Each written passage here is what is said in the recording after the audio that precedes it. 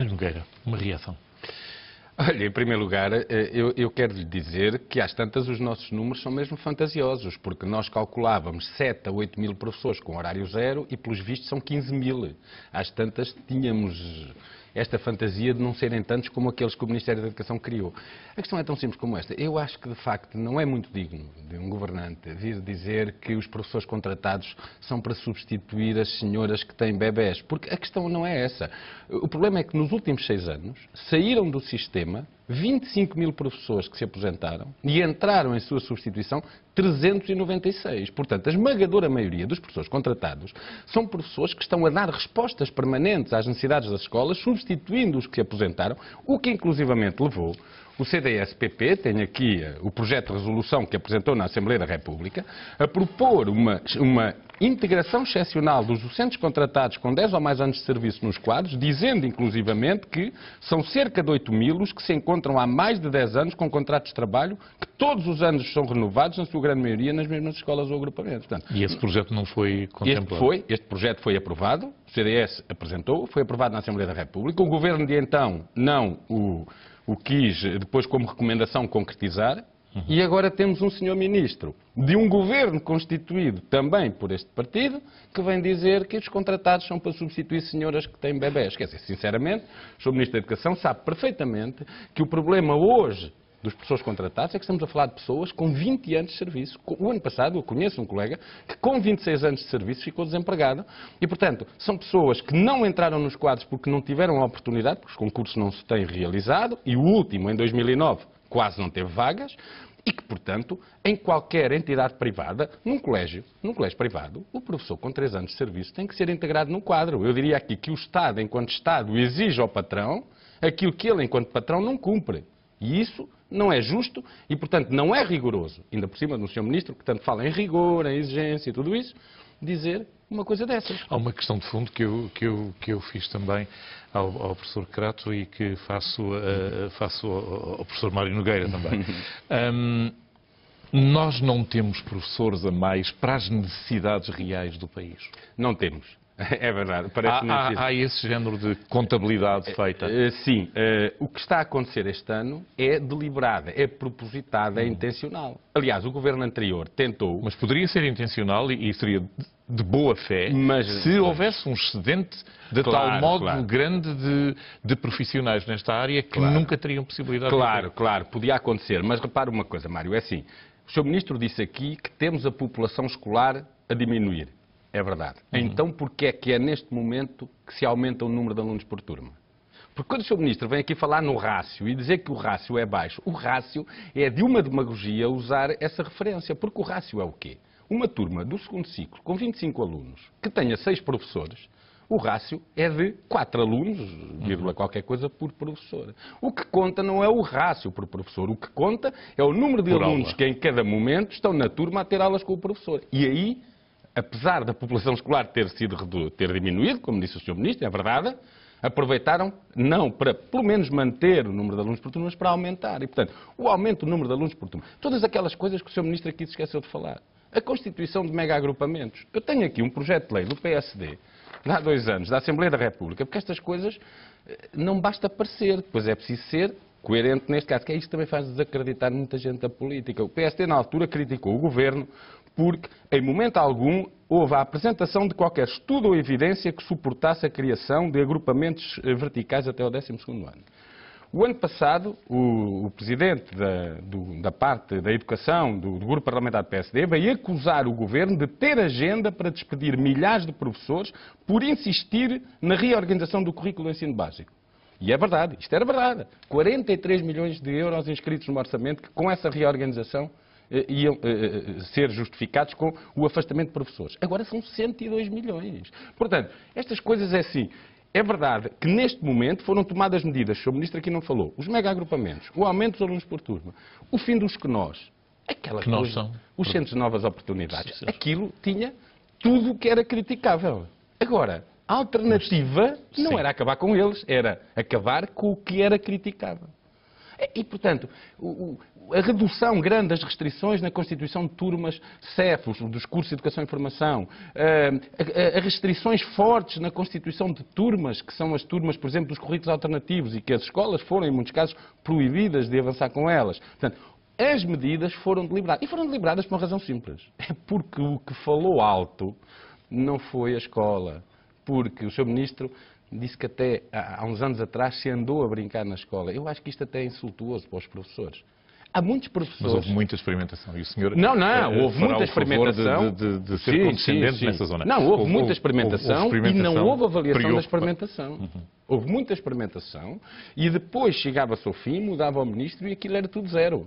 E, portanto, avançava-se para outra como se não existisse E a verdade é que nós chegámos, eu já trouxe aqui uma vez e houve uma ressonância imensa, muito desagradável até de algumas pessoas, mas o tal artigo do Wall Street Journal que tem como título "Uma nação de cabos faz tremer a Europa". Isto foi na altura em que nós pedimos auxílio financeiro. Em que o nosso nível de educação é particularmente baixo em termos de aflição europeia dos países industrializados, dos países realmente desenvolvidos. Uma estatística que diz aqui é que o nosso crescimento do PIB seria 1,5% mais alto se nós tivéssemos um nível educacional igual ao da Finlândia, por exemplo.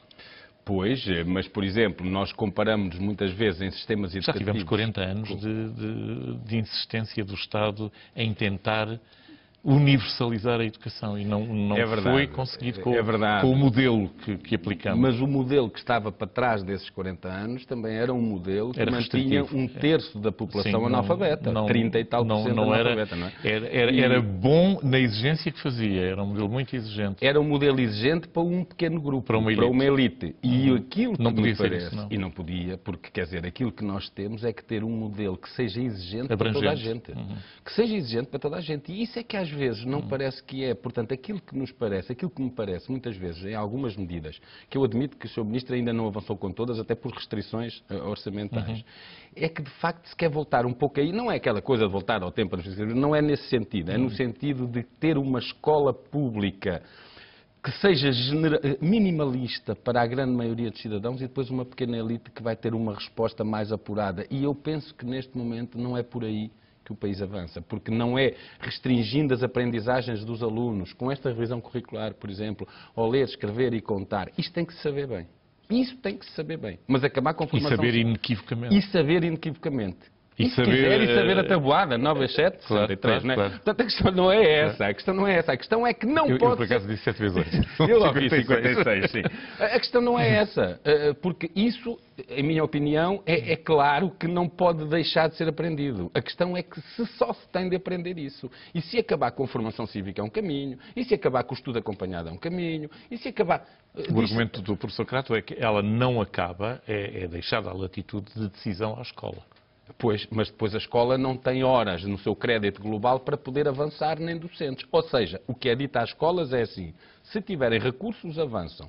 Se tiverem de contratar alguém para poder avançar com isso, não podem. Ora bem, isto não é deixar às escolas, isto é condicionar às escolas àquilo que possam ter, porque contratar para isso... Isto até cria desigualdades e assimetrias, porque repara uma coisa, uma escola que por acaso tenha muitos horários zero, e há muitas que têm, nós fizemos essa lista, pode ter respostas que outra escola, porque não tem esses horários zero, não vai poder ter porque não pode contratar. Isto cria desigualdades e fragiliza muito o próprio vínculo das pessoas.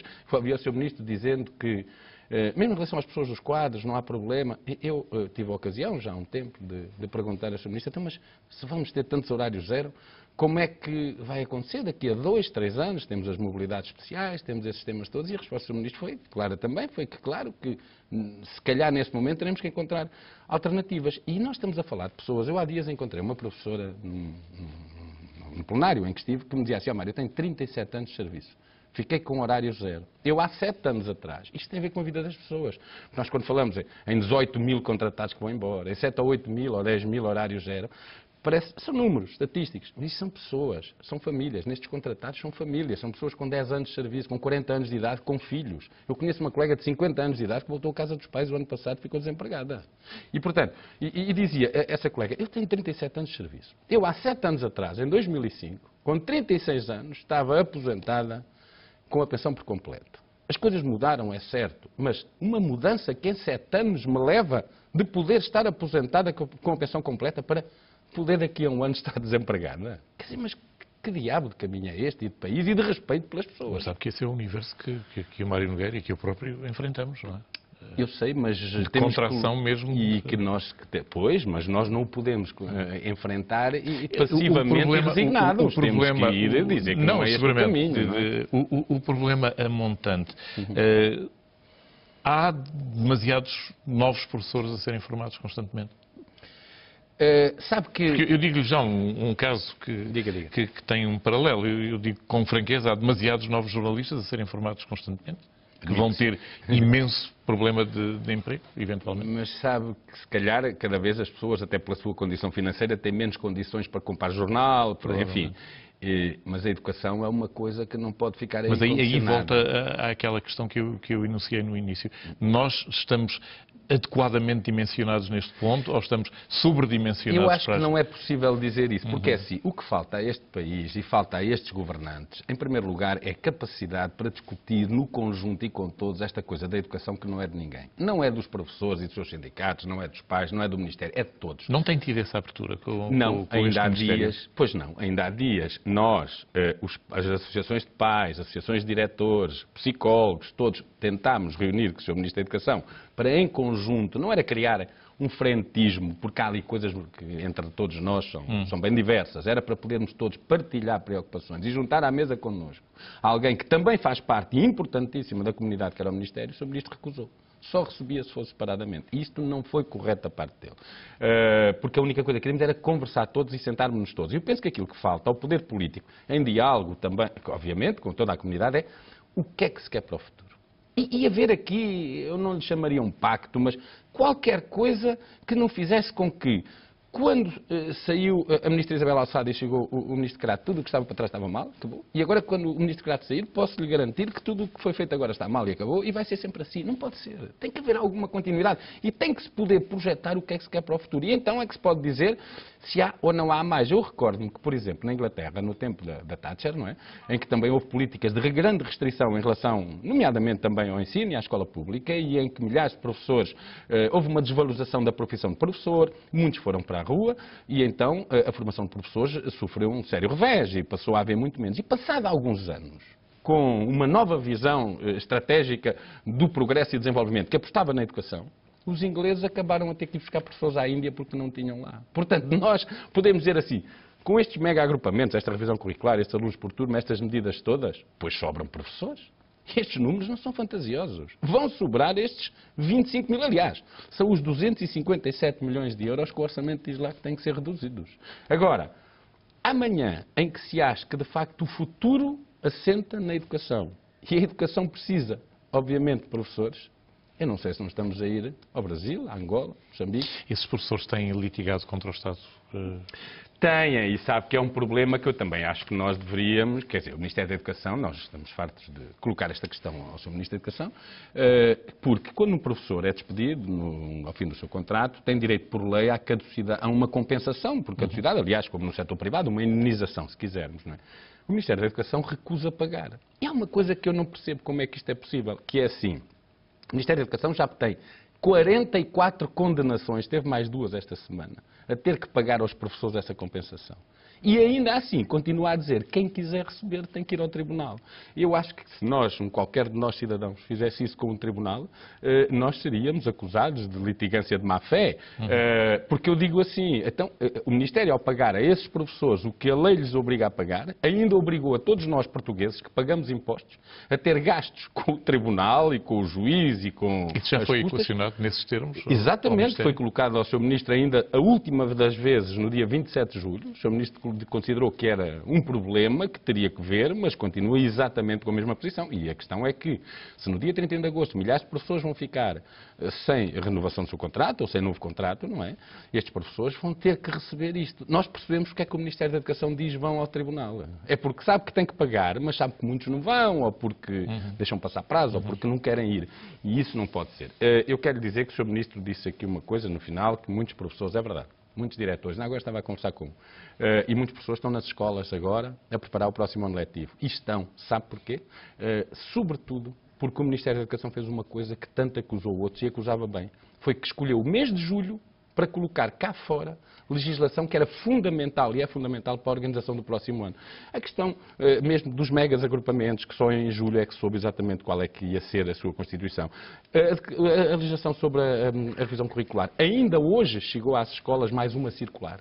Quer dizer, isto é cotidiano. Isto não se pode fazer a 15 dias do início das aulas. Muito obrigado por ter vindo aqui à SIC Notícias e, sobretudo, por ter vindo. O senhor vai voltar para Coimbra hoje à noite, ter feito esta viagem para estar aqui e esclarecer.